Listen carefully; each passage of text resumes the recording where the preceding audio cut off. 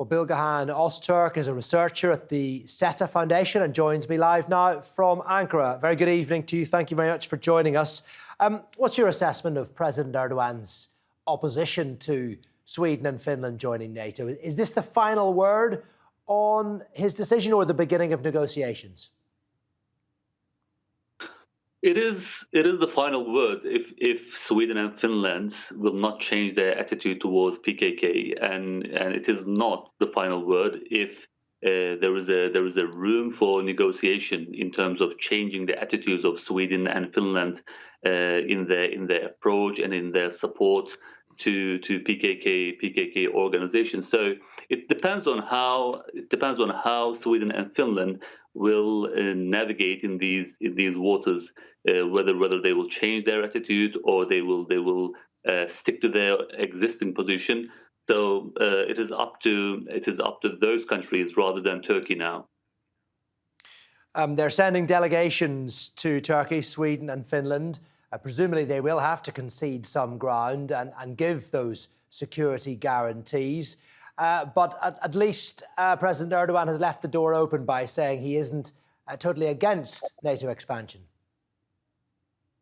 Well, that is normal because Turkey does not have a categorical, let's say, opposition of the membership of these countries. Turkey doesn't have anything to against these countries, but the things and principles are quite clear.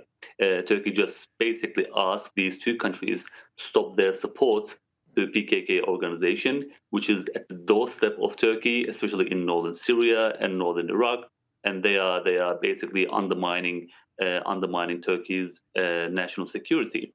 I would usually discuss this with transactionalism, which is roughly the general conduct in international relations. So if one country wants something from the other, they have to offer something in return. But when it comes to Turkey's position towards the Sweden's and Finland's joining the NATO pact, it's not even transactionalism. It is basic logic and principle. So, in theory, if Sweden wants to be a full member of NATO alliance, it would mean, in theory, that Turkish troops and Turkish forces would be deployed in Sweden in case Sweden is under attack, and in that case. If Sweden does not want to give up its support to PKK, which is seriously undermining Turkey's, let's say, national security, how will this be in line with the spirit of alliance? So basically, Turkey is asking Sweden to cut its ties, to cut its support to PKK organization, and which is by the way really substantial. And when you compare their support to Ukraine, which is just staying at $5 million, but when you look at Sweden's support to PKK organization in northern Syria, it is more than $400 million. So basically, Sweden, especially when we engage in the discussion about Finland and Sweden is much more problematic in this issue. I think Turkey might make a difference when it comes to accepting their participation in alliance, and Sweden might be a much more problematic issue for Turkey, and Turkey would hold its ground against Sweden until they cut their support to PKK. And that would be regardless of any international pressure that any of the other NATO countries may try to apply in the coming days and weeks to Turkey. The pressure is really expected and understandable. So when it comes to putting pressure on Turkey, Turkey is no stranger to pressure from its allies. Turkey had to endure this pressure for the past couple of years when it comes to ensuring its national security. Turkey had to conduct cross-border operations on the other side of the border, on Syrian border. So in every single of these operations, Turkey had to endure pressure from its allies, especially from the United States, especially other NATO allies. So it will be no wonder there will be pressure, especially from the United States.